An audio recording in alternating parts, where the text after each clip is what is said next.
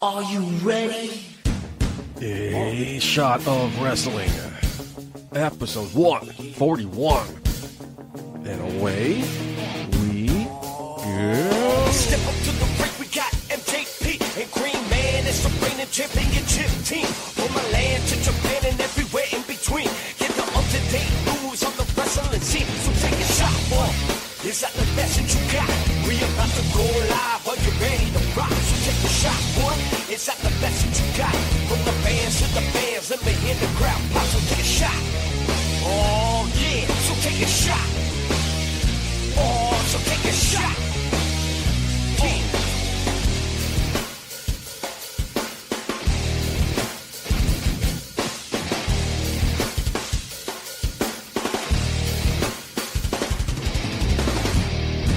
Roman Reigns, the big dog. That song's been stuck in my head all fucking week. Great song, Thank man. you. So good. Man, I've been driving where people were crazy. What the fuck are you singing? Don't worry about it. But great reaction to the song. Love it. Thank you to everybody reaching out. And until the next time. But Green Man's here, as you heard. Green Man, Yeah. how are you doing today? Doing great. Michael J. Putty. Leave it to the professionals, Yeah, please. you're right. Please, come on. Michael J. Putty, we have had quite a week here on A Shot of Wrestling. And right before we even got started, we just came from a wrestling show. Oh, I'm freaking excited. Still not high. Yeah. Still a little buzz, still a little drinky. But let's start the show the way we normally start our show. That's my line. This week is a little historic. For the first time, we have two replays, because for the first time there was two pay-per-views, quote-unquote pay-per-views this week. Let's start with Evolution, October 28th, 2018, National Veterans Memorial Coliseum in Uniondale, New York. In front of our crowd of 10,900, Trish Stratus and Lita defeated Mickie James and Alicia Fox in 11 minutes, 5 seconds. Nia Jax won the 20-woman Battle Royal for the Future Championship match by last eliminating Ember Moon in 16 minutes, 10 seconds. Toni Storm defeated Io Shirai in the finals of the 2018 Mae Young Classic in 10 minutes, 20 seconds. Sasha Banks Bayley Natalya defeated the Riot Squad in 13 minutes, 10 seconds. Shayna Baszler defeated Kairi Sane via submission to win the NXT Women's Championship in 12 minutes, 10 seconds. And in my main event, Becky Lynch defeated Charlotte Flair in the first last woman standing match to retain the SmackDown Women's Championship in 28 minutes, 40 seconds. And in the main event, Ronda Rousey defeated Nikki Bella by submission to retain the Raw Women's Championship in 14 minutes, 15 seconds. That was Evolution in a nutshell. Did you watch Evolution? I have not watched Evolution yet, no. It's on the big screen here in the studio. Yeah. So far, so good. So far, I'm enjoying it. The women are doing a great job. And at first, when I saw like images of the actual arena, I kind of felt like they were raw because it kind of gave them like a live event kind of a showing to it and the way that they staged it. But looking at it now, I like the intimacy of it. Well, there was a reason for that. They didn't plan ahead. Okay. There was no way to get the ring crew and the stage set up and the lighting set up from Uniondale, New York to North Carolina for Raw. So they went with the live event feel. That's why it was more intimate, like you said, more like a live event show because that's what they were using, a live event stages. I gotcha. But it worked out. I thought it worked out really well for it. I really liked how they dimmed, I don't know if you've noticed, but yet they dimmed the lights and shined like the ring in a bright blue as they did the introductions. I like that. Well, nice little touch. So different. You have a big production mind to pay attention to little things like that. That's what I do best. Yeah. Speaking of Evolution, this is my first time seeing Shayna Baszler. Baszler? Tomato? No. Tomato? Yeah. She got a sick body, though. She's a beautiful woman. Oh, my God. I never noticed. Most people looking at her face. I'm sure her girlfriend thinks she's a beautiful woman, too. Lucky's one of a bitch.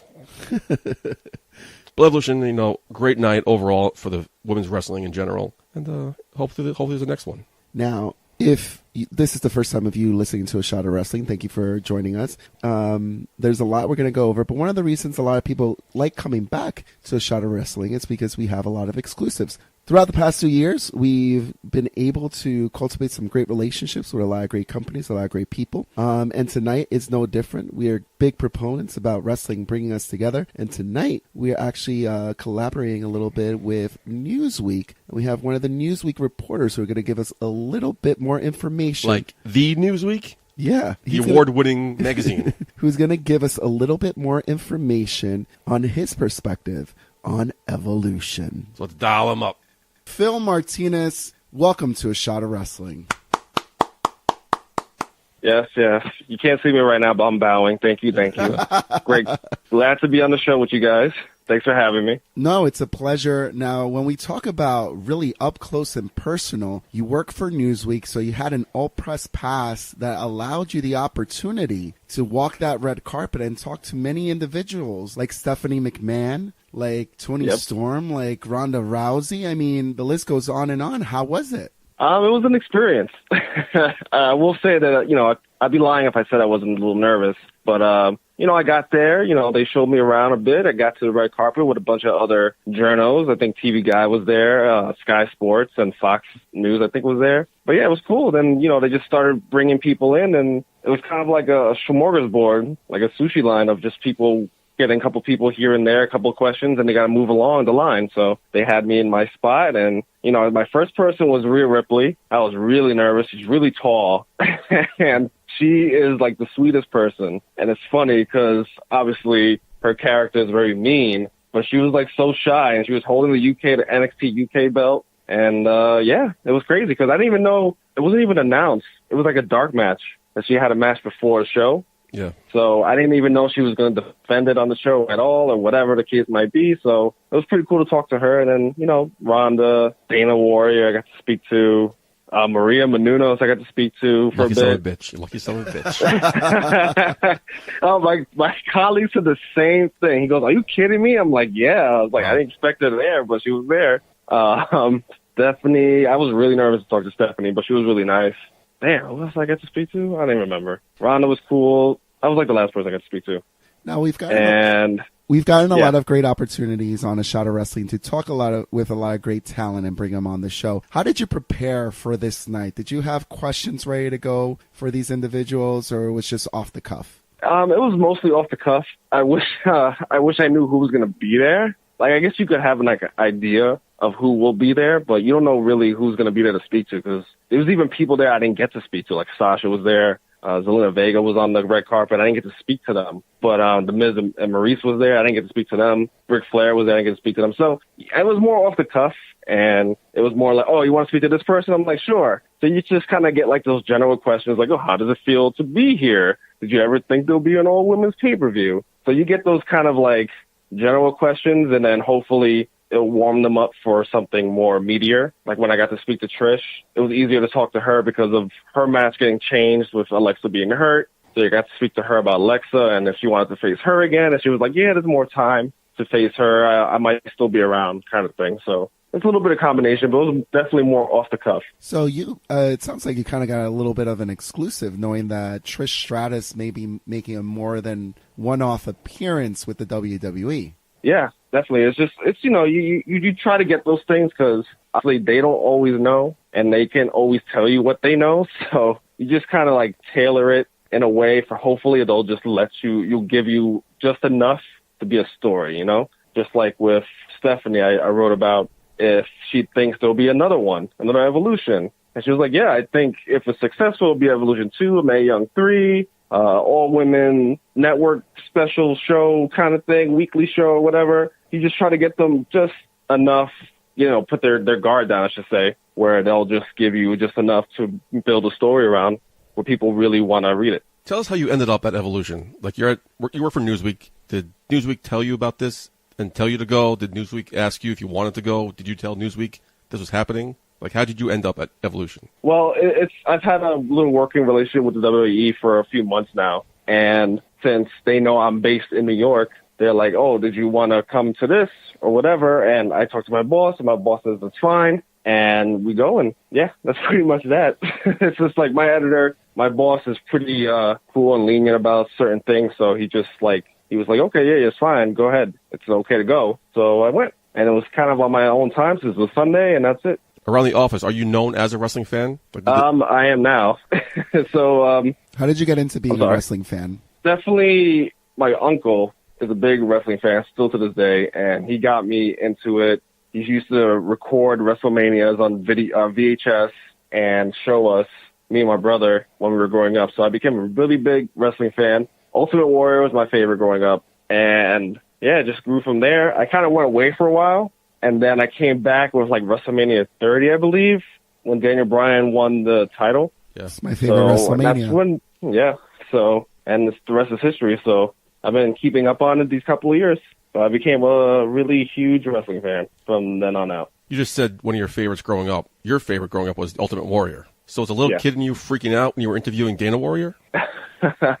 A little bit. It was pretty cool because, like, obviously Ultimate Warrior's personality and just his look and the way he, went about himself was really cool for me as a kid. As I grew a little older, Undertaker kind of became my favorite. But it was really cool. It was really an honor to speak to her, and her kids were there. And she was really nice. And she was like, I think she's like the ambassador or like an ambassador for the WWE. And so, yeah, something like that. I mean, she was really cool. So, I mean, it was really nice to talk to her, though. It was definitely a good surprise that she was there, and I got to get a couple minutes with her. Cool. So we talked this about a little bit before we got you on the phone here on the show, but the Northeast scene of professional wrestling and the independent scene is really kicking off. Are you going to start covering not just WWE stuff, but starting to cover more of the talent before they make it to the main stage? Definitely. I'm definitely becoming more well-versed in the indie scene. I have colleagues who are really into that kind of stuff. So I learn from them. I talked to a few Ring of Honor guys. I've interviewed Jay Lethal before and Joe Koff, the CEO of Ring of Honor. So definitely trying to get my feet wet in the other promotions for sure. But at the end of the day, we're still Newsweek, and it's like more of a general audience who doesn't really know much about wrestling, who really only thinks wrestling is WWE. So trying to get that stigma out there or the stigma away from that is kind of like what I'm trying to do. So definitely something I'm just thinking about moving forward, because there's definitely a lot going on in these next couple of months, especially heading into WrestleMania weekend. Well. WrestleMania weekend is upon us. Tickets will be going on sale on November 16th, the Green Man's birthday, so I'm looking forward to that. And I'm looking forward to seeing you at an indie show near us very soon. So, Phil, thank you so much for joining us on A Shot of Wrestling, giving us your firsthand account while you were at Evolution. Did you enjoy the show? Because you also got, I'm sure, great tickets from the E, right? You guys know, being at the show and watching it from home are two different things. Yeah. And just being there, that crowd was hot. Like, that was probably the hottest crowd I've been to. I've been to takeovers, and this crowd was really into the show. And just everything about it was amazing. It might have been my favorite wrestling show from the WWE this year. Wow. It was that good. It was really, really good. It's good to hear. Amazing, Phil. Well, thank you so much for joining us on the show, and I'm sure we have not heard the last of Phil Martinez from Newsweek. Thank you very much for stopping on by. Thank you, sir. Thanks, guys, for having me. Great conversation. One lucky son of a bitch. Oh, my gosh. I don't know how he held himself together to be able to talk to all these beautiful women. Like Maria Menounos? I was going to say Stephanie McMahon. What? Them two, yeah. Yeah, but Maria Menounos has a special place in your heart, doesn't she? She does. Yeah. For a long, long time now. She went to your high school. We talked about that before, right? Nope. Yeah, we did, but you got me the story wrong. You weren't paying attention as usual. So Awesome. Well, that was Evolution. I think now we could safely say that we've moved on, just like the WWE quickly moved on. They didn't talked about it for weeks. They didn't care. We're happy. Things are back to normal now. Then they could focus on Crown Jewel. November 2nd, 2018, in the King Saud University Stadium in Riyadh, Saudi Arabia. The Saudi Arabia. In the quarterfinals, we had Rey Mysterio defeating Randy Orton 5 minutes 30 seconds. The Miz defeating Jeff Hardy in 7 minutes 5 seconds. Seth Rollins defeated Bobby Lashley.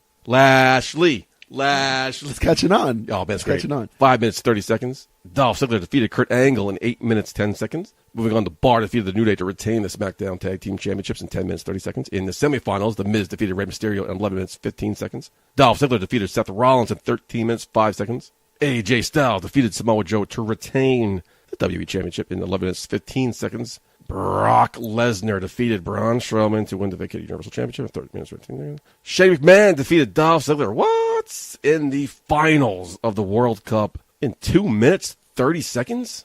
And in your main event, D-Generation X defeated the Brothers of Destruction in 27 minutes 45 seconds. Like I said last week, I decided to play adult and actually not call out of work, although I was very tempted to. So I have not watched this yet. But Michael J. Petty, I was off. Did you enjoy the show? Luckily, I did enjoy the show. I knew it was coming on, and then I was like, I don't know where. I was like, you know what? Let me just hang out, pour myself a glass of wine in mid-afternoon. 12 o'clock with your son right next to you. And watch Crown Jewel. And I really was enjoying this tournament, this World Cup tournament, a lot more than I thought I was going to. The fact that Miz versus Dolph Ziggler was the end of that final to crown the best Oh in man, the I'm so world. excited about the Miz. Yeah, I was like, yeah, That match in man, general, like yeah. this, like just the match, like you said, the match in general. I'm very interested in it. But like we talked before the show, and like I mentioned, like there's no way, like it was booked perfectly because there was no way that they would be able to crown the best in the world and legitimately say that whoever this person won this tournament and carries around this trophy is the best.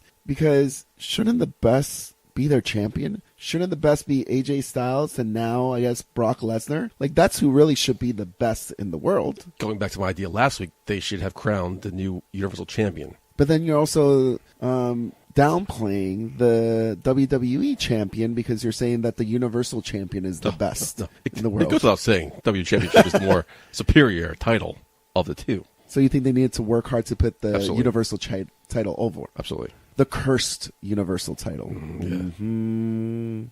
Dun, dun, dun. I read an astute observation on Twitter this afternoon while I was procrastinating at work. Of all the tension going on with Saudi Arabia and the United States, right? For weeks now. Yep. What better way to start the show than blasting I'm a Real American? What? Great observation. I wouldn't even think about that, but yeah, so weird. You've asked me this a couple of times on the show because we're getting into the Hulk Hogan conversation about the WWE. Do you think it's a good time for him to come back? And my response has always been to you, I don't care. Like, I don't care if he comes back. I don't care if he doesn't come back until I actually saw him on my TV. Yes or Michael no? J. Putty, I do not want to see Hulk Hogan Really? ever again. Nope, do not. And it wasn't until I saw him back on my TV that I was like, I really don't like you anymore. Like, Because of what happened? Or because just of you as the person. you don't believe in second chances? Made a mistake? I do believe in second chances, but I also believe that you are who you are, and something like that, you could apologize for the mistake of saying the things you said and doing the things you do, but you still did them. It's like kind of I could forgive, but I can't forget. Yeah.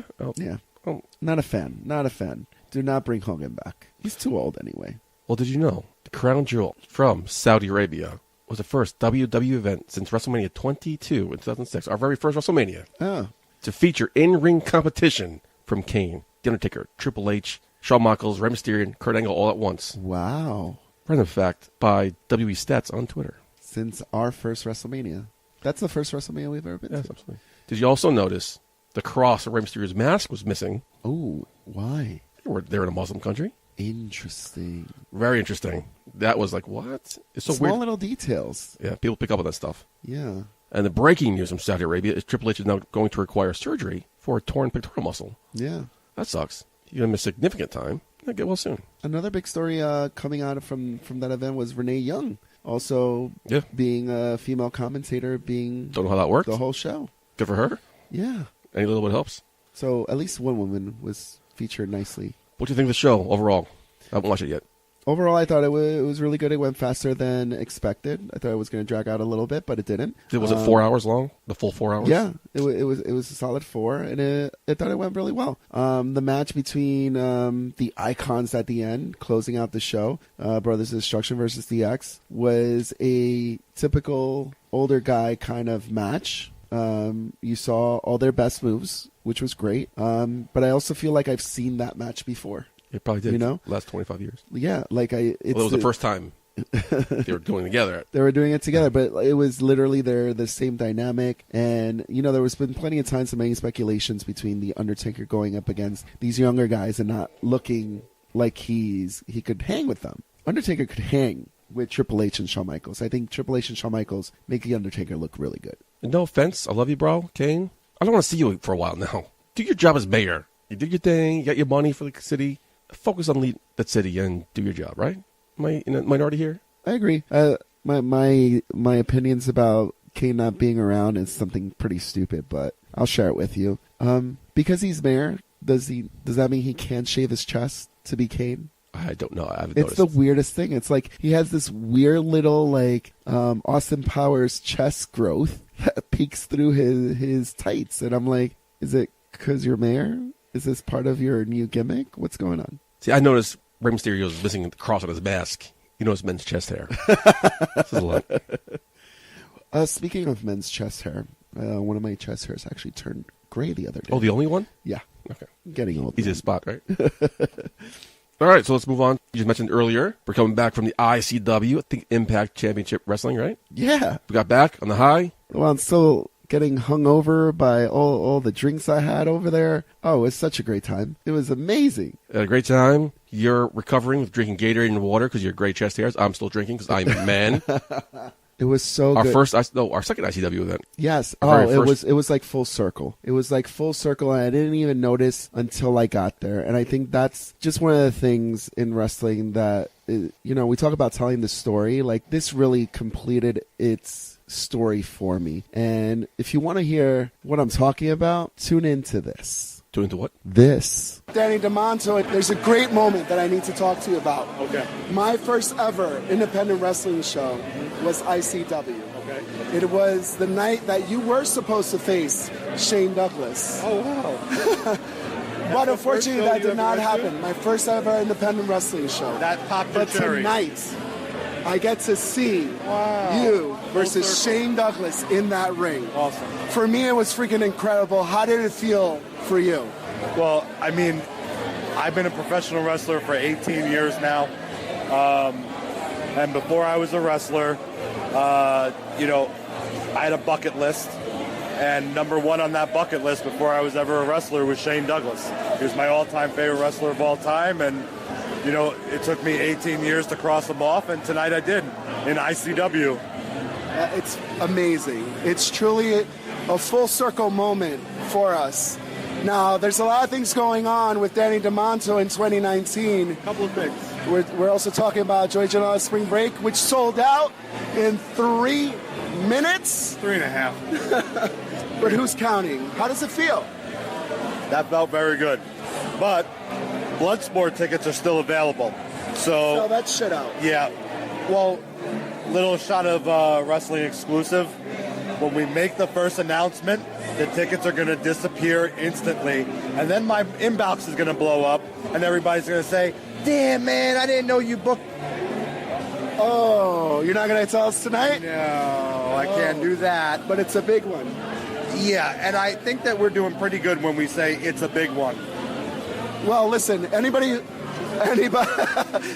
follows GCW on all forms of social media knows you guys are not full of empty promises. No. When you say you're going to deliver on an exclusive, and when you say something's big, it's coming. Something big is coming. There's a lot of big coming. Oh. WrestleMania weekend is going to be owned by GCW. Stand by. All right, ladies and gentlemen, Danny Demanto. Tonight it's like full circle for me, man. I'm loving it. Thank you, brother. So yeah, Michael J. Putty, could you believe it? The first show that we were at, Danny Demanto against Shane Douglas, and tonight we actually got to see it. I remember that night very vividly because I was going through, I think my grandmother just died or something like that. You took me out. Yeah, you're right. So I remember we're sitting ringside in the corner, and this guy comes out in a wheelchair. What's this guy? You don't know who he is. And he's talking about his career might be over, and yeah. I'm like, okay. And then I see him at some show, I think maybe BCW show or maybe an HOG show, whatever it was. I'm like, oh shit, that was the guy. Then I totally forgot about it until tonight when you mentioned it. I'm like, yeah, that was the guy. Danny Demanto. Danny Demanto was the guy in the wheelchair. Well, speaking of Danny Demanto, Danny Demanto. Danny Demanto, let's say it one more time. When you dialed it up, 619-343-3005, the first interview that he ever did when he was making his comeback was with A Shot of Wrestling. So that's how we do. Our journey with Danny goes a long way. We're deeply rooted into what will be going on in WrestleMania weekend with GCW. He let some information go through. So if I were you, if I were a GCW loyalist, I would follow suit and I would buy those tickets to Bloodsport, because once that announcement is made, I know who it is. That motherfucker's going to sell out. So get ready, y'all. It's going to get real. We also caught up with a good friend of the show. Pinkie Sanchez was there. I haven't seen him in a while. Dude, like this whole show, unbeknownst to me, has so much Shot of Wrestling like love in it. Like, it's amazing. We were hanging out with the Boulevard Bullies for a little bit, catching up with them. But like you mentioned, Pinkie Sanchez has a nice little story that we have with him. He's a big part of the humble beginnings of A Shot of Wrestling. So let's listen to that. I can't believe it. It's like a homecoming. We saw Shane Douglas versus Danny Demanto, but now the first ever wrestler, whoever to wear a Shot of Wrestling t-shirt, is here. Pinkie Sanchez. How you doing? Yo! I'm feeling as good as I can feel right now. I mean, it wasn't the best match for you this evening. Homicide took it to you. But he took it to me. I'm not going to front. I had a little fun until I took the cop killer. Yeah, it happens. It happens. Homicide's a great competitor, but it's been a while since we've seen you in the New York City area. Oh, yeah. What have you been up to since the last time we saw you? I've been traveling over in Rhode Island. I've been going up to Rhode Island for Wrestling Hazard tomorrow. Wrestling over there, returning to the Fat Music Hall, Love and Life. Heading back up to Canada, did Fighting Back this summer. Going back to Interspecies Wrestling, which is coming down WrestleMania weekend. Wow. In March. Also going to be at International Wrestling Syndicate. That's also coming down for the collective with GCW and all the other people. And you know, Shot of Wrestling's going to participate in that GCW collective. But let's talk a little bit sooner rather than later. Next week at BCW. Yeah, Recombination Wrestling making the big return. We talk about debuts at BCW, but this week coming up, the return. The return of the Mac. The return of the Pinkster. That's right. I don't know what I'm doing yet, but this is going up someone's ass. Yeah. That's right. Yeah. There's no empty promises here, like Paul Heyman would say. This is a spoiler. Yeah. This is a spoiler. Pinkie Sanchez is going to take his shoe and stick it straight up someone's ass. Yeah, maybe Eric Jaden. Maybe Glacier's going to be there next week. You should put it straight up Glacier's ass. Maybe I would throw some salt on Glacier, melt him, and then stick my foot right up his slushy ass. That's right. We're making slushies next week. Yeah. November 9th. Yeah, Recombination Wrestling. Pinkie Sanchez, Green Man. See you next week, baby. And there it is. From humble beginnings with the first wrestler to ever wear a Shot of Wrestling t-shirt to where we are today. It's really amazing. Thank you, everybody, for your support. Thank you for continuing to follow us on this great journey where we have no idea where it's going to go to next, but we are beyond grateful for all the connections we continue to make, all the people we continue to meet. And like I said before, we strongly believe that wrestling brings us together, and we are always amazed at how true that phrase is. So, little behind the scenes here, little Easter egg for you. We posted a picture, I think, of him wearing our shirt in the ring. Yeah. He was unbeknownst to him, unbeknownst to anybody else, it was a woman's shirt.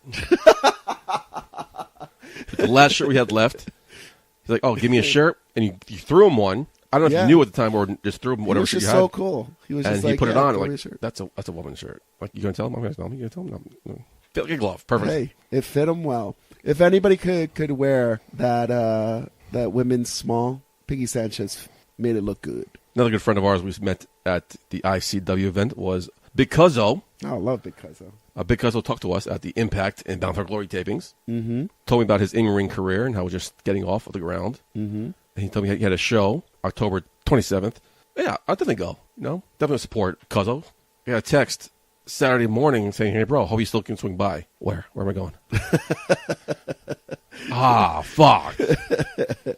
You know me, I'm a man of my word, so I went to my first FTW show because it was dominated in the ring like he always does because of the man. So great catching up with him again and keep him on your radar because it was awesome. Met Rage, Wes Draven, Candy Cartwright was there. Hey, your girl, Candy. It's hopefully just the beginning of our relationship with FTW. Well, hopefully more things to come. The return of Ace Andrews also to that FTW show. What happened there? Oh, man. I did not expect him to be back. A good friend of the show, Gabe Sky, defended his Gen X title. And at the end, successfully, by the way, at the end, Ace Andrews comes out of nowhere and kicks his ass. He wants his title back. Mm-hmm. Now, words have been exchanged between Ace Andrews, Gabriel Sky, and FTW champion Rage. Go check it out on my Instagram feed, at Michael J. Putty. This shit going down. Shit's going down. Looking forward to the next FTW event here in the Tri-State area. You know, FTW actually runs really close by me on some shows. There's a church, I would say, like maybe a 5-minute walk from my apartment. So definitely more than happy to check it out anytime it's there. Sacred Heart is where it is. Really? Sacred Heart, yep. Last week was at the Elks Lodge. Good being back home at the Elks Lodge. The bartender remembered us. That's just where we've been. Yeah. And the champion, Rage, and his best friend who just turned on him that night, Wes Draven. Never met them before. Never even heard of them before. They knew about us. Oh. I heard about you guys. Yeah. So maybe they'll be in a future episode of A Shot of Wrestling. Stay tuned. That was my weekend. FTW, ICW, every letter in the alphabet. Fantastic. Indie wrestling is where it's at, my friend. It really is. It really is. And, podcasts like the new medium. Is it new media? It's up to us to spread the news of indie wrestling. And hopefully we'll keep that more in the next coming episodes. Was that your line? No, that was great. Thank you, sir. That was nicely said.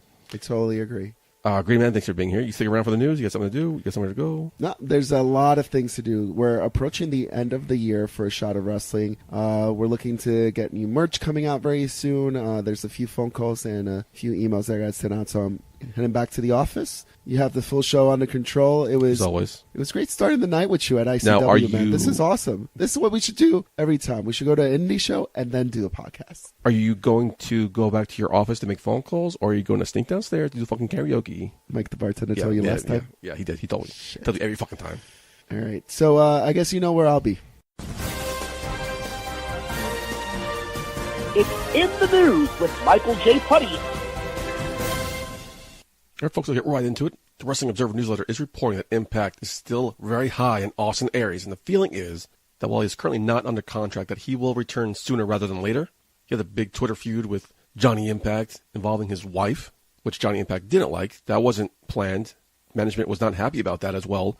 They don't want people working angles that they don't approve of personally themselves. But since it received TMZ coverage and mainstream media coverage, of course Impact was very happy about it. Loved the free publicity. So they're still high in Austin Aries, even though he just cursed Don Callis out and pretty much flipped everybody off. They want him back, and it's probably going to happen sooner rather than later.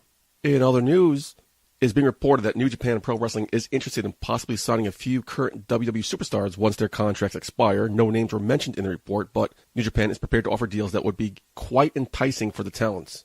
So no names have been mentioned, but apparently they have offered these people a lot more money for a lot less dates, which is very surprising. I guess they're going on the name power alone. But they're willing to pay big bucks, much like they did with Chris Jericho.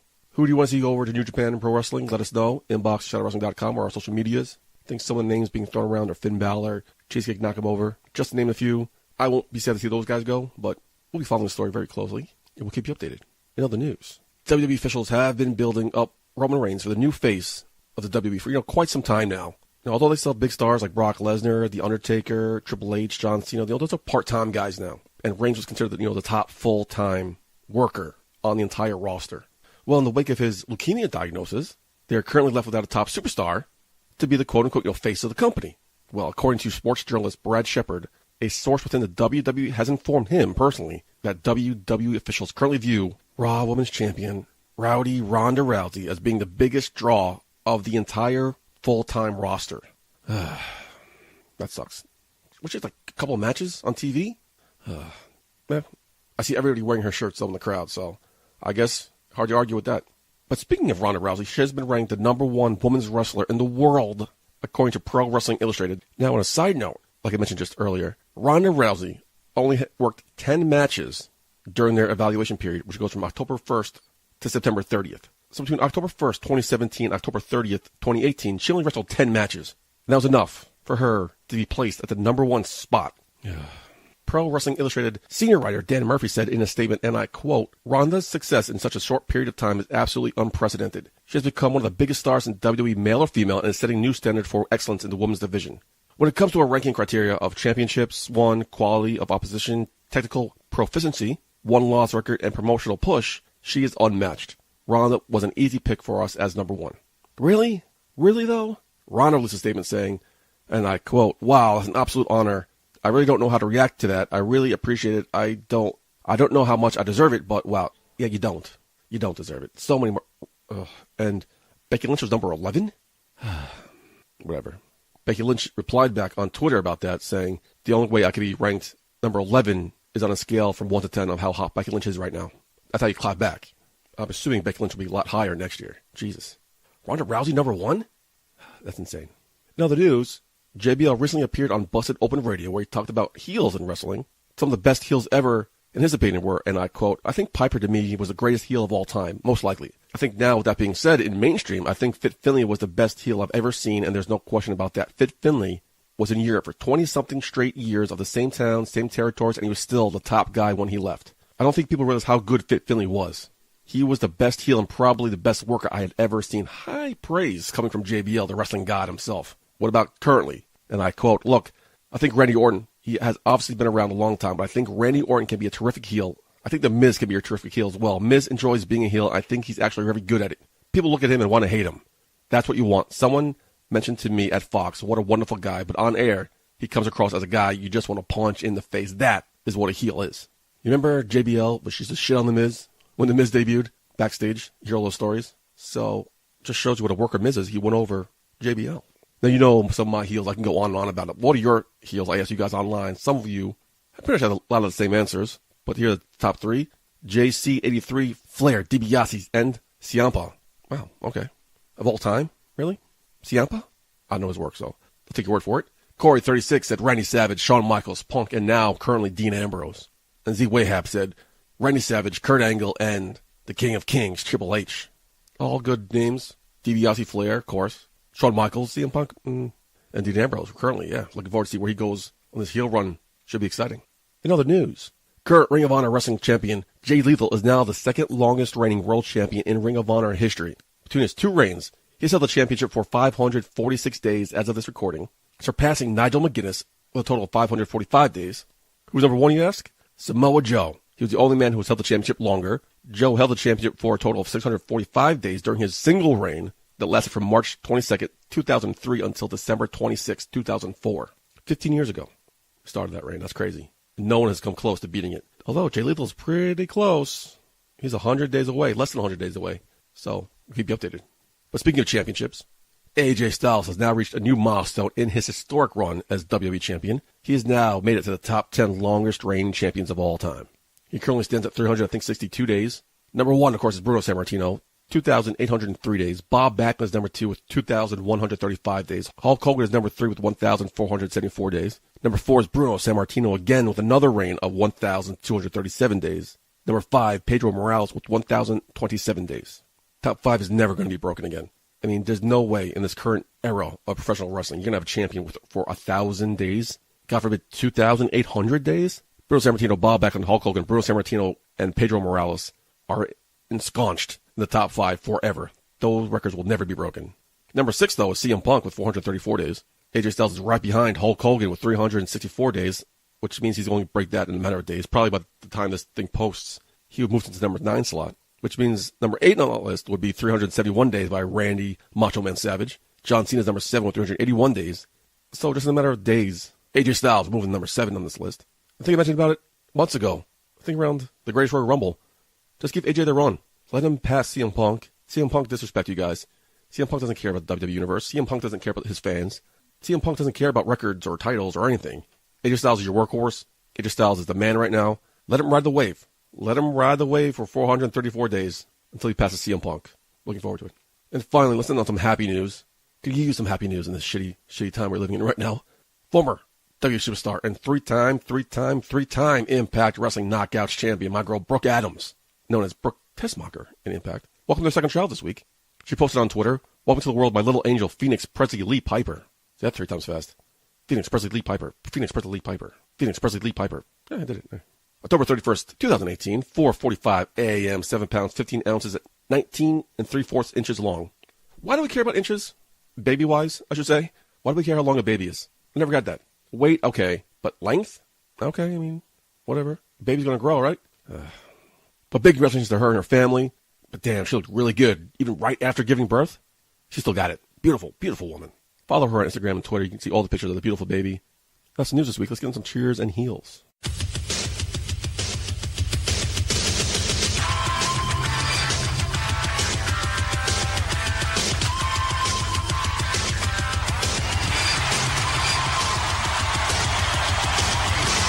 A Shot of Wrestling presents Cheers and Heels. Folks, Mike the bartender just texted me. Green Man is not in his office. Green Man is downstairs in the bar, getting ready to sing karaoke again. Knew it. Called him out on it. Should never let him left. Let him stay down there. Asshole. This is a pretty historic week here. For the first time, I think, in history, both Raw and SmackDown were fallout shows from a pay-per-view, but yet also go-home shows for a pay-per-view. Let's get right into it. Raw. I'm going to heel Michael Cole. He said, and I quote, "The AOP have been unstoppable since joining with Drake Maverick." Weren't they stoppable before that? You know, Drake Maverick has done nothing for them. I like Drake Maverick. I was excited to see where this goes, but he's literally done nothing. So they were unstoppable before him, and they'll be fine. Nothing has changed when Drake Maverick joined the team of AOP, so don't know what the hell Michael Cole's talking about. Another nitpick I got to heel about was Seth Rollins said that if Dean Ambrose didn't come down the stairs and get into the ring to answer his questions, he would climb up those stairs and kick his ass. Yet, he didn't do anything. He got out of the ring, went towards the barricade, and then just went back. Didn't do anything. He's not a man of his word, apparently. But, that's all I got for Raw. Raw was kind of boring. Very boring this week. Didn't do anything to advance any storylines or characters or rivalries. Very underwhelming. Very hard, painful to watch. But however, no, it wasn't. SmackDown. Cheers. Daniel Bryan versus AJ Styles for the WWE Championship match, which started the show. Great match, to be expected. What else do you expect from these two guys? Great way to start off SmackDown. Big cheers to the New Day dressing up as the Brood. Great throwback. I'm pretty sure most of the audience watching that had no clue who they were, but us old guys did, and we appreciate it. Good job, and they pulled it off very well. Cheers. Apparently Carmella now raps too. She joins him with R-Truth to rap along with him. All right, I'm buying it. I'll take it. Oh shit, I totally forgot. Cheesecake Nakamura is the U.S. champion. What a waste. Not his fault, but he did nothing with it. He had one match against Randy Orton or something, and did nothing? Man, the U.S. championship is going to waste. Give it to The Miz. He'll restore it to prominence like he did with the IC title. And I hate to sound like a broken record, folks, but I'm going to cheers Becky Lynch's promo. Another great week for her. She is crushing it right now in her current role. Love the new shirt, The Man. I guess it plays off the Ric Flair saying, to be the man, you got to beat the man. And she beat the man. So, loving me some Becky Lynch right now. Overall, great SmackDown. Very entertaining. The main event was good. The tag teams, all four men, were vying for the SmackDown side of the crown jewel. SmackDown was very entertaining. Very, very different than Raw. Here we go, folks. Night 1 of Ultima Lucha Cuatro for Lucha Underground. I don't have any cheers. I don't really have any heels. It's all cheers. I'm cheersing night 1 with the Trios Championship Elimination match. That was insane. They followed that with Taya Mundo versus Ricky Mundo. That match was crazy. And in your main event, you had Son of Havoc versus Killshot in the Mask versus Mask match. That match was unbelievably awesome to watch. Night 1 was like total nonstop action. I cannot wait for night 2. Don't know how they're going to squeeze all those matches left in an hour, but they're not. Just found out it's 2 hours. So Wednesday night, I'll be on my couch from 8 to 10. Please do not disturb me. Please do not call me Green Man. I'm going to watch Ultima Lucha Cuatro, Night 2, season finale of Lucha Underground. Oh, man. Can't wait for that. If you have nothing to watch this Wednesday, check out Ultima Lucha Cuatro, Night 2. Trust me, you will not be disappointed, even if you only watch for like 10 minutes. Now we go over to Impact. So I had plans Thursday night. I caught up with an old friend of mine. Haven't seen him in a couple of years, so there's a lot of talk about. Great catching up with him. Good friend of mine. But, not for nothing, your boy at Michael J. Putty is kind of a genius. Right? I'm very smart. And at 10 o'clock, I watch Impact on my phone, brought it up on my phone, wait for it to start, press pause on my phone. Right? Made sure my phone never turned off. My phone was on the entire time. With Impact, paused at the very beginning, waiting, ready to go from when my friend leaves. So eventually my friend left. He left around 11:30. Like, fuck. I gotta watch this 2-hour show. Probably won't get back to bed for a while, but no, do what you gotta do. You gotta make sacrifices when you're host of a podcast. So I hit play. Well, when I hit play, since it's a live stream, I was brought back to the live point of the show, which means I was watching Impact from 11:30 and missed the 3/4 of the show. Oh, man. So pissed. I was so proud of myself. So cocky. Got like, all right, I'm the man. I'm a genius. And utter, complete failure. But from the half hour I did watch was fantastic. It started off with Allie in the mirror, freaking out. She's seeing things, hearing things. Told you a couple weeks ago, I'm very excited to see how this progression of her character goes along the next couple weeks. Allie's right now one of the must things to watch on Impact Wrestling. But in your main event was Homicide versus Pentagon Jr. Big thumbs up, man. I didn't really remember watching this match. Maybe I was too busy smoozing. I was too busy, making connections, hanging out with people, making friends, of course, drinking. So I remember these guys coming up. I don't remember watching this match. Too busy talking, engaging in conversation. But apparently I was there in person to watch this awesome match. Very happy, played back. Fun match to watch. Impact, for the 27 minutes I watched, was great. I can't imagine what I missed. You had the Impact Knockouts Championship. Tessa Blanchard versus Taya Valkyrie. That match was awesome. I remember that match. That was the match I wanted to see. But man, just so pissed. What a complete failure. But anyway, I'll be back next week. Let's get into some ratings. This week's Raw drew 2.472 million, which is down 3% from last week's 2.548 million. Raw was number 10 for the night in viewership on cable for the second week in a row. We had Monday Night Football, the kickoff show, SportsCenter at midnight, and then Fox News. Raw was number 4 in the 18 to 49 demographic this week, behind the NFL, SportsCenter, and Monday Night Kickoff show. SmackDown this week drew 2.110 million, which is up 1% from last week's 2.807. SmackDown was number 9 in viewership for the night, behind cable news. SmackDown was number 1 in the 18 to 49 demographic for the second week in a row. So good job to SmackDown. Impact this week drew 105,000, which is up 7% from last week's 98,000. This was the second viewership for Impact in the 10 p.m. time slot. Impact was the second highest rated show on Pop TV for the night. Let's give some good news here. Right behind Young and the Restless, replay at 7 p.m., which drew an average of 310,000 viewers. This was Impact ranked 147 on the cable top 150. Last week's show ranked 140. So once again, this dichotomy for Impact. When the ratings go up, their ranking goes down. When the viewers go down, their ranking goes up. Each and every time. It's weird. That's your ratings this week. So once again, in conclusion, outside of Raw, great week of wrestling. So looking forward to next week, man. Let's get into some go-home thoughts. First things first, this Tuesday is Election Day. So make sure you go out there and vote, no matter who you're voting for. Get out. Make your voice be heard. Go out and vote. But moving on. Next weekend is BCW's A Cold Night in Hell. You're still doing the show? Yeah. Hey, what's up, dude? Okay, I'm back. Yeah, don't. What's up, Michael J. Buddy? How are your phone back, calls? Baby. So, long story short, You didn't make one. I didn't make any phone calls, but I had a song, and I put another one because I figured you may have been done by now. So I have In the End. We're up on deck, so we have a few minutes. I can spend a few more minutes up here with you. Okay. Mike's gonna text me when our song comes up. So Right. Stop moving the microphone. you cool with that? Do you have any go-home thoughts? You want to talk about BCWs? Oh, BCW. BCW's great. I love BCW. Yeah, we know that. It's going to be a great show. Yeah. A Cold Night in Hell. Love saying that. Cold day in hell. No. Tomato, Night? tomato. Tomato. Well, I'm going at night. Yeah, so it would make sense. A cold night in hell. Yeah. Yeah. But it's because Glacier, WCW Glacier will be. You're so fucking drunk. It's great. You're so drunk. It's great. It's a great time to be alive, man. Yeah. It's so How you getting home? You driving home? Crash at my house again? Karaoke tonight, baby. But while we're talking about BCW, you know who we need to talk to? There's going to be this big wedding happening.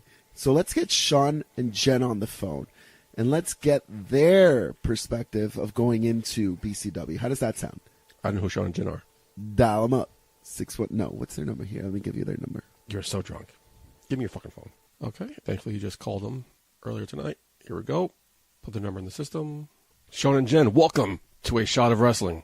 Oh, this is awesome. Guys, it's going to be a very special day on November the 9th at the St. Helena's establishment because you guys are getting married. That's big. That's huge. I remember Macho really Man excited. Randy Savage getting married to Miss Elizabeth. That's just as big. That is actually the homage I was kind of trying to pay, and it's funny how this all happened because that was something I saw in my childhood when I was 7 years old.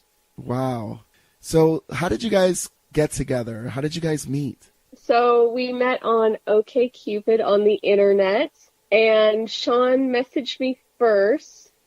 Oh yeah, I messaged her first. It was about 2 years ago, November 2016. I took a chance. I saw this very beautiful redhead, and I noticed she liked wrestling in her profile, and I wrote this. I wasn't usually using online dating too much, but I was like, let me just take a chance with this one when I signed into OkCupid, and I logged in like a week later. I didn't get a response. I kept logging in like for weeks. I didn't hear anything back, and I was like, all right, I took the chance. This is unfortunate, but all right. Then all of a sudden, about a month after I sent that message, she got back to me because she didn't use her account whatsoever, and intrigued in my message to her. So I was like, oh my God, I got this response back from this beautiful woman now. This is great. Yeah, and I think our first conversation was about wrestling. So I think our first questions back and forth to one another were like, who's your favorite wrestler? So it was from the very beginning we were talking about wrestling. And she noticed my cosplay as Daniel Bryan from like Comic-Con. That was definitely a plus. I was definitely intrigued. That was definitely like, okay, I have to talk to this person. So I guess I have to thank Daniel Bryan for helping this get started together. Well, looking to the future, there's a lot of great names that are coming to BCW on November 9th, and we're kicking it off with your wedding. How did you propose, Sean? Fill us in on the details on that. Well, actually, how I proposed, I actually did something kind of corny, but it worked. I did 2 magic tricks. I did a card trick that was irrelevant, almost as a distraction, and then I used this balloon trick that I popped out the ring. So that's how I proposed, like in the little corny little magic setup that it worked. It was sweet. It was very sweet. But the thing is, you know who actually decided to get married in a wrestling ring? Who? This was Jen's idea. It was my idea. Really? It just hit me all of a sudden. And at the time we weren't living together, and we would usually just text one another, but I was like, I need you to call me because I need to talk to you about something. And we had to talk about getting married at a wrestling show. And I thought of BCW right away. That was the promotion we wanted to go with. I always wanted to do something like this, but I didn't bring it up because I thought maybe it would be too subjective to somebody. And I know even though Jen is a huge wrestling fan, I thought maybe she wanted to perhaps do something else. So I was kind of teetering on what to do for our wedding. When she brought it up, I was thinking, oh, wow, she's really like digging deep into like my past of loving wrestling for like 30 plus years. And this is obviously something that my perfect partner has come up with, and it all makes sense. And this was just beautiful to happen. And I think, though, for us, like, wrestling is something that we do, almost every week. It's, where we gather with friends, where we see, art and performers that we love. So it just made sense for us. I feel like wrestling means something else to us. Like, it kind of transcends a lot of things. So, and our relationship kind of grew up around wrestling. We would go to wrestling shows, and every show we would be a little bit closer, know more about one another. So I think that it was really wrapped up with our relationship with one another, but also, our friends too. It was really, I think, a place of love and friendship for us, going to independent wrestling shows. I love that. Well said. Your friends are one thing. Like, what does your family think about you guys getting married in a wrestling ring? No, my parents visiting their children getting married in a big fancy hall or a big church. You're getting married in a wrestling ring. Yeah, my parents my mom especially was hoping we do something a little more traditional. Yeah. And mentioned that some relatives would probably be a little opposed or wouldn't be able to make it because they don't know if they can withstand being the intensity in a place where they're going to be watching wrestling for a long period of time. Of course, they don't get it. But a lot of them should understand, too, this is something that will be different because it's not every day and not so often that a couple gets married in a wrestling ring.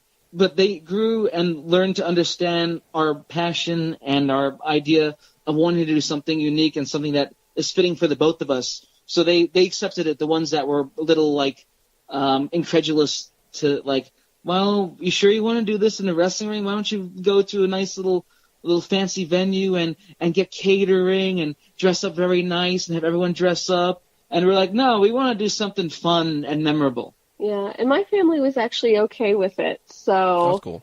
Yeah, they were accepting of it. I don't even think that it surprised them. So You've been watching wrestling your whole life, you said, right? Oh, wait, I have for about 31 years actually, since 1987. So do you know that wrestling weddings don't normally end happily ever after, right? You know how this is going to play out, right? I never thought of that. I know there's always something that might go down, but perhaps this will be the first one that will be something that will end perfectly or will be something that will be uninterrupted. Okay. Michael J. Putty, you are a genius. You know what? I never thought about it. God bless you guys. And I'm going to hope for the best. But it also feels like, speaking about the wedding, you guys probably already got the honeymoon out of the way because you guys just got back from the Chris Jericho cruise. How was that? Yeah, we did the Jericho cruise. That's so, awesome. Of course, yeah, I know Jennifer mentioned this too. We have based a lot on a relationship, through time spending at wrestling events. And we have over the years, last 2 years, we'd go to about 10 events, a month about, I'd say. Maybe more, sometimes more. We also based a lot of vacations on wrestling. So this one was something that was remarkable because it's been like 20 plus years since like a wrestling cruise ship. I think this is the first time that a wrestling cruise ship had a wrestling ring with wrestling taking place on a cruise ship. Yeah. There was just this air of excitement throughout the whole cruise, you know, that Chris Jericho was really trying to do something new for the fans. I mean, I thought just the vibe was really good. And that's something that, like, you can't make happen. It just has to be true and genuine. Yeah. And that's one thing I'll say about the cruise is, you know, it just had a good feeling when you were there. Yeah, it was like a community. Like, it was almost as if, like, everyone there was attending a camp together. Like, you'd go into an elevator, and, like, Pat Patterson was there, and, like, you'd go down the stairs, you'd see some Ring of Honor guys, and, like, they just, like, nod and shake your hand and tap you on the back. It was just like you'd run into everyone all over the place. It was like camp. And you made it back to land. And now that you're back on land, we have a saying on the show, and I think it doesn't ring any truer than in this conversation, but wrestling brings us together. It's bringing you together, and the way that you're sharing, you know, your conversation with us, I totally get that wrestling brings people together more now. So talking to you guys. And on November 9th, we are bringing the best together for you guys at this wedding, because it's headlined by Glacier, who's going to be going one-on-one with Eric Jaden and this Sexy Sane squad, which I don't even know how they're gonna hold them at bay. But there's a lot of other great names and a lot of other great people who will be participating in this event. Are there any big names that you're interested the most as the first couple of BCW? Absolutely. I mean, there are a bunch. And one thing I think that's going to be really exciting about this show, you know, we have many friends and family coming in who have never been to a wrestling show. But what's exciting to us about this show is that there are so many wrestlers that really represent the different areas of wrestling, types of wrestling, so that, you know, our friends and family who are unfamiliar with it can get a good taste of really the best of independent wrestling today. Yeah, we took it upon ourselves to work with BCW to handpick a lot of different facets of talent out there. So what we have and what's going to be coming up on Friday, as far as the talent, it's going to appeal to everyone. It's going to hopefully revive some old wrestling fans that are actually coming to our wedding and might even bring in new ones. Yeah, that's the hope. So I think in terms of people we're particularly excited about, I mean, I think we're excited about every match. Oh, yeah. But Chris Dickinson and Teddy Hart, that really stands out. Then I went out, we have Ophidian and Travis Huckabee. Mm-hmm. And I think I'm so excited to see how our friends and family respond to Orange Cassidy. Because and his style, oh yeah. Yeah, because he brings in that comedic element. And Pinkie Sanchez is just such an amazing performer. And such a wild card. It's great. We don't know what he's going to do. The women's evolution is going wild. Everybody's interested in women's wrestling right now. And I think BCW has one of the biggest matches out there coming this Friday, where it puts Faye Jackson versus Harlow O'Hara. I mean, that's going to be amazing. With the BCW Women's Championship right around the corner, who would you think would be a great women's champion out of these two? Wow. Oh, that's true. You put us on the spot. That is very hard to say. You know, I know Faye Jackson, though, has been representing the BCW women's division for a long time. That's hard to say, though. It is. I mean, we're definitely very excited for Harlow. Yeah, we're very happy for Harlow, and this is her first BCW appearance. Yeah, and we thought it was very appropriate because of her attire and her persona as being kind of, I don't know what the word is, not holy. Yeah, but they call the Church of Harlow. Yes, and so since we're getting married, we thought it would be kind of a cool... Almost like a blessing from her. Yes. The priestess versus the queen of BCW. Right? Exactly. This should be one heck of a matchup.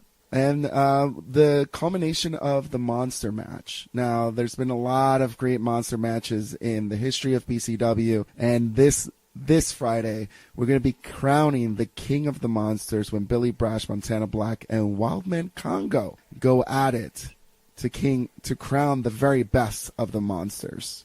Are you looking forward to that this one? will be one match that, I'm sure it'll be very hard hitting, so that's going to alert a lot of the people in the audience for sure that are not aware of this. I'm gonna stay really far away. I haven't had a good track record with the monsters when it comes to BCW, so I'll be very far away from this one.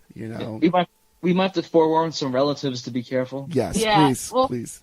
Some of my friends have already said they're going to get second row just to be safe. They have to. They have to.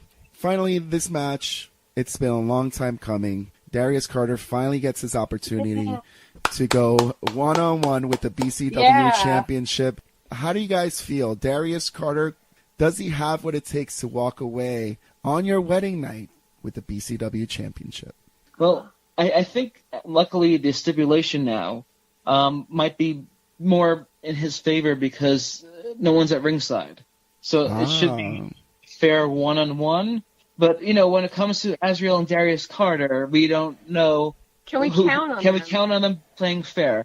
Yeah, we can count on them being right. unfair. Yeah. Well, Sean and Jen, because of this great wedding that's going to be going on, front row's already sold out. Wow. You were mentioning that there are people, if they want to get close to the action, second row, third row at best, but you want to get your tickets. Anybody will be there. We're looking forward to it, guys. It's going to be a great night. And Michael J. Putty, go ahead. Just to clarify, I'm a single guy on these dating websites. You met this girl who likes wrestling on OkCupid? Yeah, OkCupid was the site. That is crazy. And I have you need to cancel say, your eHarmony subscription. Yeah, and eHarmony. Don't pay for that. Yeah. No, but I have to say, when I made my profile, I put wrestling in it because I wanted somebody who we could kind of cut through that question. Like, I wanted somebody who would be cool with wrestling, who would want to experience it with me. So yeah, it was a dream come true. Yes, I was not. All right, good. Yes, I was not a closeted wrestling fan. I was out there. It's all I could ever want. Awesome. Well, guys, thank you so much for sharing your story here on A Shot of Wrestling. If we wanted to follow you on social media, I'm sure we'd be posting a lot of pictures if we're not able to make it to the wedding, which everybody should. But where can we follow you at? Sure. Well, I have on Instagram. My Instagram name is Glass Magic Lewis. That's a long story, by the way. It's a good story, though. Go ahead, tell us. What is it? And then, actually, I did a background check on myself, and for some reason, I was known as another alias as Glass Magic Lewis. That was in association with my real name. Interesting. Right? I want to know who this person is. Glass Magic Lewis? Yeah, it was a verified name that had to do with my background, because I did a background check on myself to make sure, with certain things with credit cards, credit, et cetera. So that name was tied in with my real name. So it was like a little joke that my friends and I were like, hey, you should use that for certain accounts. So I went ahead with that. So that's my Instagram, Glass Magic Lewis. Glass Magic Lewis. All right. And Jen? On Instagram, I'm Blue Fairy, but it's spelled in kind of a bizarre way because Blue Fairy spelled the regular way was taken a long time ago. So if you find Sean, you can find me. That's true. It's pretty easy. And then on Facebook, we have our Facebook names. She's Jennifer Holsey, and then I am Sean Carr Clancy. And you'll see my profile is actually a wrestling buddy version of myself. I had someone did a favor and made a custom wrestling doll of myself. Someone who actually does wrestling dolls for Kenny Omega, the Jackson Brothers, the Ugly Ducklings. Oh, that's cool. So that same person did it for me. Wow. So I am actually a wrestling buddy in my, Facebook profile. And he wears that outfit all the time. I do. It's actually a favorite outfit that I wear. It represents me the best way possible. So I'm so glad it was made, a doll version of myself in that sense. And it even has his tattoos. It's true. Wow. Very detailed. Thank you so much for being part of the show, and we will see you on Friday. Thank you both so much. And before we go, we just want to really thank BCW. We didn't get a chance to do that yet. Oh, yeah. We're very grateful for Mr. Cole, the owner of BCW. Yeah. We've had so many questions along the way. Yeah. And he's been so patient. Yeah, Anthony Cole has made this happen, and this is something we'll never forget. And this will be something that will stay and remain with us forever. Yeah, I can imagine. Wrestling brings us together, guys. I love it. And on that note, we'll see you soon. See you at the baby shower. Definitely. we'll get another little wrestling fan on the way. Yeah. Thank you. Yeah, thank you guys. Really appreciate this. Awesome. This is great. You know what else is great? You don't sound drunk at all in that phone call. You sound sober as a stone. Michael J. Putty. It's a gift that I have. So many times, when you're out and you're drinking, but then it's like you see a cop and all of a sudden you sober up. You know? So that's how it is. As soon as you wrestling, same thing. Like, why are you snapping? Like you're out and you're watching a great show and you're yelling and so you're screaming and you're drinking. It. And then out of nowhere, like an opportunity comes around and let's say Homicide comes up to you and we start talking about wrestling and then I'm like, okay, I could talk to you and I'm not going to be drunk, stupid. Homicide's never going to talk to you about wrestling. Huh? Randomly. Shit happens. So you're faking it. Faking. Being sober like that? I was trying really hard to just put myself together. Your professional voice, your commentating voice. Yes. That's what I do. Every time I commentate for BCW, I always have a few shots of wrestling in me. More than a few, I've seen you. But I pull it together. But that's all I got. Let's get Greenman some coffee, some Tylenol. Get him back to Mrs. Greenman. Hopefully not on my couch. Uber. That's what I could Uber. I could Uber. That's what you can Uber? That's what you can Uber. I could Uber. Long night ahead of me. Long night, Daddy. You don't have to drive me home like that night at Five Borough Wrestling. Remember that? Yeah. Oh. Okay, forget you fucking piece of shit asshole. Anyway, let's relax. Go downstairs and sing more songs. Maybe watch Crown Jewel. Finally, if I waste my time, maybe fast forward through everything. So thank you to Sean and Jen.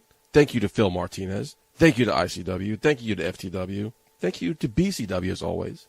The show's from the fans to the fans. Get involved in the conversation. A Shot of Wrestling on Instagram and Facebook. Shot of Wrestling No A on Twitter. At Michael J. Putty on all platforms of social media. Now on Facebook. Greenman SOW on Instagram. Greenman.SOW. Okay. So until next week at A Cold Day in Hell, live from the fucking Bronx for BCW, I've been your host at Michael J. Putty. Until next week. Putty out. Hey baby, I hear the bell ringing, hip tosses and body slams. Oh my.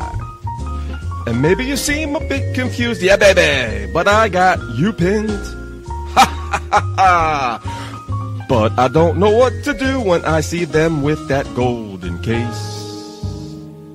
They're cashing it in. Authority all in my face. What is a man to do? Good night, everybody.